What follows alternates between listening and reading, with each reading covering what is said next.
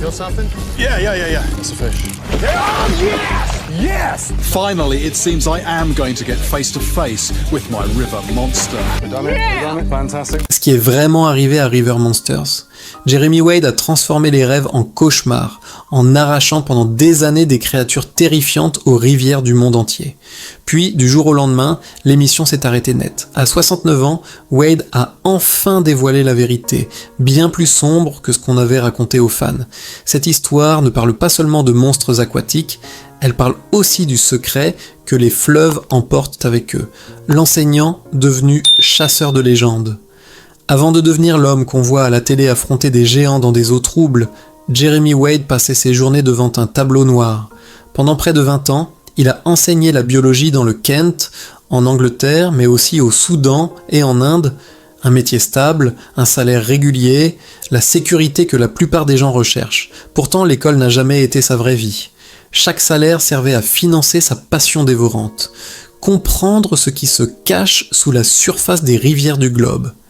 Il achetait des billets d'avion, du matériel, et partait dès qu'il le pouvait pendant les vacances ou les congés. Même quand il était professeur, il avait déjà un pied ailleurs. À chaque pause, il disparaissait. Les rivières lointaines étaient devenues sa véritable maison. Là-bas, il ne cherchait pas seulement des poissons, il collectait des histoires. Des récits chuchotés par des pêcheurs, des anciens, des veuves au bord de l'eau, des monstres capables d'avaler un chien entier, des courants qui emportèrent des femmes sans laisser de traces, des prédateurs invisibles qui tiraient les gens vers le fond. Pour les étrangers, c'était des contes pour faire peur aux enfants.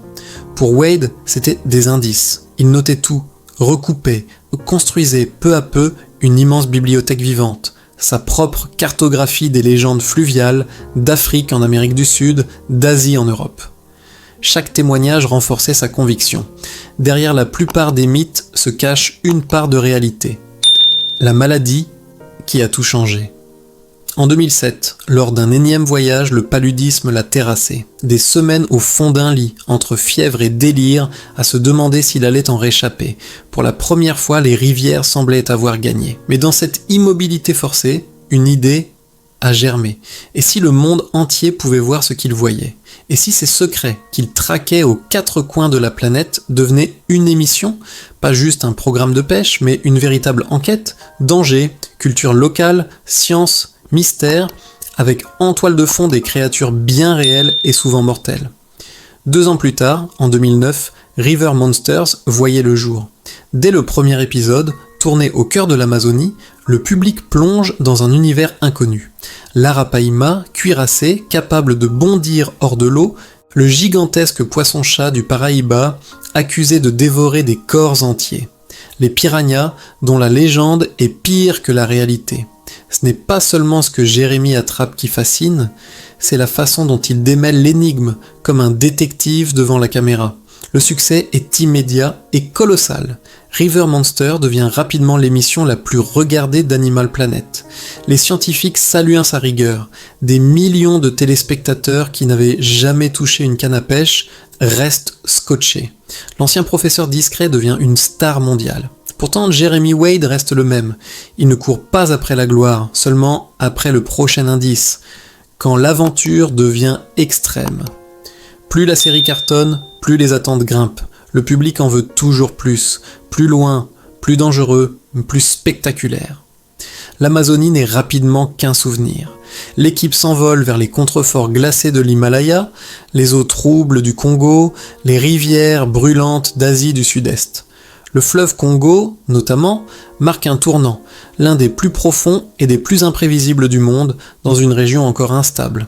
Acheminer le matériel relève du parcours du combattant, la menace politique plane, et Wade y contracte une nouvelle fois le paludisme, preuve que le vrai danger ne vient pas toujours des animaux. Mais le moment le plus mythique reste sans doute la traque de la raie géante d'eau douce en Thaïlande, des jours d'attente sous une chaleur écrasante, puis l'apparition d'un monstre plat de plus de 4,50 m, capable de faire chavirer une barque d'un simple coup de queue. La lutte est titanesque. La scène devient légendaire. En Guyane, l'équipe progresse en pirogue dans une jungle inondée en permanence, sans route, sans réseau, avec des outils qui rouillent et des réserves qui s'amenuisent.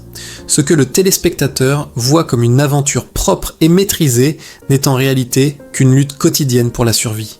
Chaque saison allonge les expéditions, augmente les budgets, épuise les corps. Les tournages qui duraient pendant quelques semaines s'étirent sur des mois. Certains membres historiques de l'équipe, usés, quittent le navire en silence. Derrière le sourire de Wade à l'écran, la fatigue s'accumule. Quand les monstres commencent à disparaître, pendant des années, chaque saison offrait son lot de nouvelles créatures. Wade avait déjà capturé plus d'une centaine de géants d'eau douce à travers le monde. Mais petit à petit, une question lancinante s'impose. Combien de légendes reste-t-il encore à explorer ? Les rivières se vident. Là où pullulaient autrefois des poissons hors normes, on ne trouve plus que le silence. Pollution, barrages, surpêche, déforestation. Les écosystèmes s'effondrent à une vitesse terrifiante. Les monstres ne sont plus seulement difficiles à trouver, ils sont en train de disparaître. Ce n'est plus une quête pour résoudre des mystères, c'est une course contre la montre pour filmer certaines espèces avant qu'elles ne s'éteignent définitivement. Jeremy Wade refuse catégoriquement de tricher. Pas de mise en scène, pas d'exagération, pas de retour sur des espèces déjà montrées, juste pour remplir des épisodes. L'authenticité était la colonne vertébrale de l'émission. Y renoncer aurait tout détruit, la vérité que personne n'avait dite. En 2016-2017, Animal Planet change radicalement de ligne éditoriale. Exit les aventures extrêmes et risquées, place aux programmes familiaux, aux cliniques vétérinaires, aux animaux mignons. Une émission comme River Monsters devient ingérable, trop chère, jusqu'à 500 000 $ par épisode, trop longue à produire, trop imprévisible, des semaines de tournage pour parfois rien, et surtout trop dangereuse pour la nouvelle image de la chaîne. Quand la 9e et dernière saison est annoncée en 2017, la version officielle est propre et rassurante. Jeremy a exploré tous les monstres qu'il voulait montrer. Il est temps de passer à autre chose. Le public accepte, ému mais satisfait. Ce n'était qu'une partie de l'histoire. Des années plus tard, à 69 ans, Jeremy Wade a révélé la véritable raison. Oui, les monstres devenaient rares. Mais pas seulement parce qu'ils les avaient tous trouvés. Ils disparaissaient parce que leurs habitats mouraient. Continuer l'émission aurait signifié exploiter des écosystèmes déjà fragiles, répéter des espèces ou pire, truquer la réalité. Il a préféré arrêter net. Pour lui, la seule façon honnête de protéger à la fois les animaux et l'esprit de l'émission était de tirer sa révérence tant qu'elle restait intègre. Voilà la vérité que Jeremy Wade a fini par livrer.